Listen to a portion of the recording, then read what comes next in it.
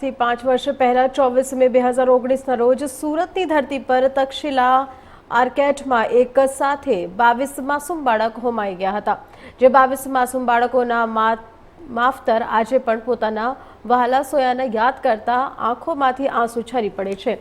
તક્ષશિલાની મોટી ઘટના બાદ પણ સુરત મહાનગરપાલિકાનું તંત્ર હજુ પણ કામ કરવા આગળ આવતું ન હોવાનું દેખાયું છે। મળતી માહિતી અનુસાર સુરતની 214 શાળા છે, જે પૈકી 181 પાસે એનઓસી નથી તેવું જણાવવા મળ્યું છે। પ્રાથમિક શિક્ષક મંડળ દ્વારા લખવામાં આવેલ પત્ર પરથી પુરવાર થઈ રહ્યું છે કે સુરત મહાનગરપાલિકા દ્વારા બાળકોની સુરક્ષાને લઈને વધુ ગંભીરતા દેખાતી નથી। તક્ષશિલા કાંડમાં 22 બાળકો હોમાઈ ગયા બાદ મોટા ઉપાડે ગેરકાયદે શેડ અને શાળાઓ શરૂ છે। જોકે ફાયર સેફટીની સુવિધા પર ભાર મૂકવામાં આવી રહ્યો હતો, પરંતુ આશ્ચર્યજનક બાબત એ છે કે નગર પ્રાથમિક શિક્ષણ સમિતિની શાળાઓમાં હજારોની સંખ્યામાં વિદ્યાર્થીઓ અભ્યાસ કરી રહ્યા છે, છતાં પણ એનઓસી શાળાને મળી નથી, જેથી એક વાત સ્પષ્ટ થાય છે કે બાળકોની સુવિધાને લઈ તમામ કામગીરી હજી સુધી પૂર્ણ કરવામાં આવી નથી। એનઓસી ના હોવાના પરથી સ્પષ્ટ થાય છે કે ફાયર સેફટીની સુવિધાઓમાં પણ યોગ્ય કામગીરી કરવામાં આવી નથી, અથવા તો કામગીરી પૂર્ણ થઈ ના હોવાથી તેને એનઓસી મળી રહી નથી।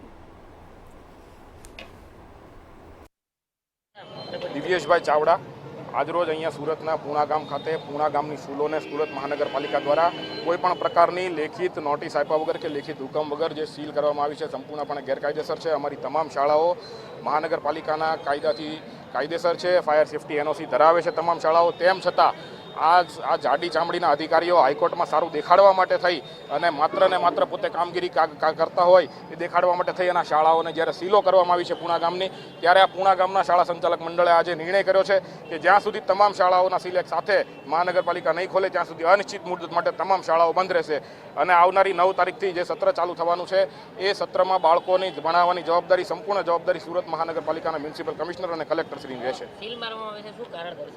સીલ મારવા વિશે એમણે COR તમારી મંજૂર ના હોવાનું કારણ દર્શાવ્યું છે, પણ હાલ ગુજરાત સરકાર જ્યારે ઇમ્પેક્ટનો કાયદો લઈને આવી છે અને અમારી ઇમ્પેક્ટની અરજીઓ પેન્ડિંગ હોય, COR ગેરકાયદેસર ગણી શકાય નહીં। માત્ર અધિકારીઓ પોતાની કામગીરી દેખાડવા માટે થઈ અને આવા મૌખિક કોઈ પણ પ્રકારની લેખિત સૂચના વગર આવા નાટકો કરી રહી છે।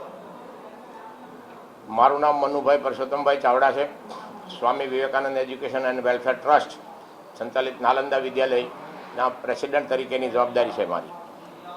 ગઈકાલે સુરત મહાનગરપાલિકાના અધિકારીઓ કોઈપણ જાતની નોટિસ વગર, કોઈપણ જાતની જાણ કર્યા વગર અમારી આ ચાલુ સ્કૂલ, પ્રવેશની કાર્યવાહી ચાલુ, એડમિશનની કાર્યવાહી ચાલુ, 200નો સ્ટાફ એ ચાલુ સ્કૂલમાં આજે સવારે સીલ મારવા આવ્યા અને સીલ મારી દીધું।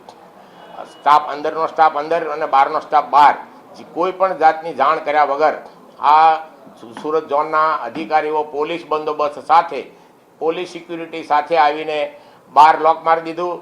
અંદરનો સ્ટાફ અંદર રહી ગયો, બહારનો સ્ટાફ બહાર। તમામ કાર્યવાહીને દાદાગીરીથી, માફિયાગીરીથી આ અધિકારીઓએ આ સંસ્થાને સીલ મારવાની કાર્યવાહી કરી છે। અમે એમને રિક્વેસ્ટ કરી કે ભાઈ તમારી પાસે સીલ મારવા માટેનો કોઈ પણ પ્રકારનો ઓર્ડર હોય, કોઈ પણ પ્રકારનો હુકમ હોય, કોઈ પણ પ્રકારની નોટિસ હોય અને નોટિસ વગર તમે શૈક્ષણિક સંસ્થાને, ચાલુ શૈક્ષણિક સંસ્થાને, 30 વર્ષથી ચાલતી સંસ્થાને તમે આજે કઈ રીતે તમે સીલ મારી શકો નોટિસ વગર? તો આવી જે કાર્યવાહી કરવામાં આવી છે તે તદ્દન ગેરકાયદેસર કાર્યવાહી છે અને એમને હાઈકોર્ટ અને સુપ્રીમ કોર્ટમાં ચેલેન્જ કરવામાં આવશે। તમામ અધિકારીઓ ઉપર ફોજદારી કાર્યવાહી કરવામાં આવશે અને આ મ્યુનિસિપલ કમિશનર અને કલેક્ટરશ્રીને પણ જાણ કરીને એમની પર પણ લીગલી કાયદેસરની કાર્યવાહી કરવામાં આવશે। આવી માફિયાગીરી, દાદાગીરી અધિકારીઓ અને સરકારી બાબુઓ કઈ રીતે કરી શકે? એક શૈક્ષણિક સંસ્થા છે, બાળકોને જ્યાં શિક્ષણ મળતું હોય, ત્યાં પ્રવેશની કાર્યવાહી ચાલતું હોય, તમામ પ્રકારની ચાલુ કાર્યવાહી આવીને સીલ મારી દે, અંદરનો સ્ટાફ અંદર, બહારનો સ્ટાફ બહાર, આવી આ ગેરકાયદેસર પ્રવૃત્તિ છે અને આ માફિયાગીરી છે।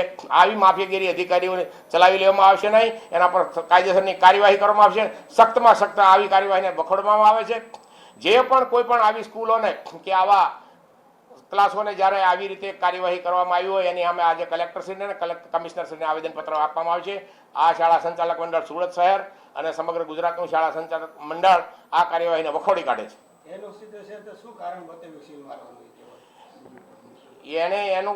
એનું કારણ એવું એમણે બતાવ્યું કે તમારી BU પરમિશન નથી। BU પરમિશનની કાર્યવાહી અમારી પેન્ડિંગ ફાઇલ પડેલી છે અને પેન્ડિંગ ફાઇલ છે, એનું જજમેન્ટ અધિકારીએ લેવાનું નથી।